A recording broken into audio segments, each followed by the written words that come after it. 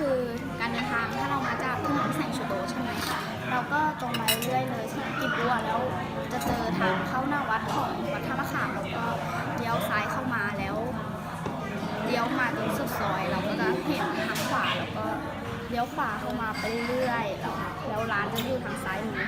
ก็คือการเดินทางไม่ยากถ้าเราอยากมาที่นี่แล้วก็เมนูอาหารที่จะแนะนำวันนี้ก็จะเป็นผัดไทยกุ้งสดนะคะส่วนขนมหวานจะเป็นเลนฟอเรสวัฟเฟิลมัทฉะค่ะแล้วก็น้ำของนี้จะเป็นกระเจี๊ยบโซดาบรรยากาศภายในร้านนะคะ เราจะอินเสิร์ตให้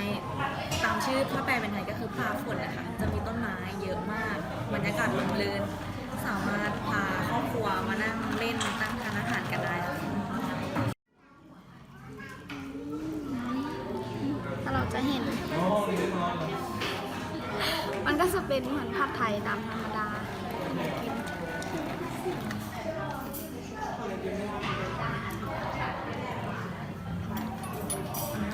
ถ้ารสชาติก็เหมือนผัดไทยธรรมดาทั่วไปก็จะไม่ใช่ผัดกินอร่อยเพราะเหมือนแบบ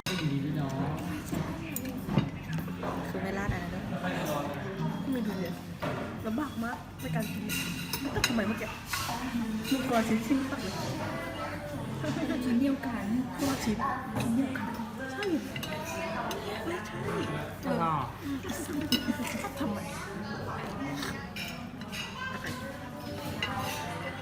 ขนมหวานของที่นี่นะคะรสชาติแบบ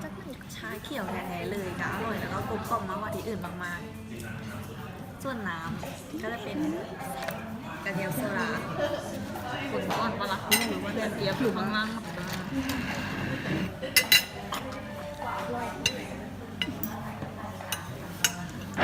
มีความเปรี้ยวๆหวาน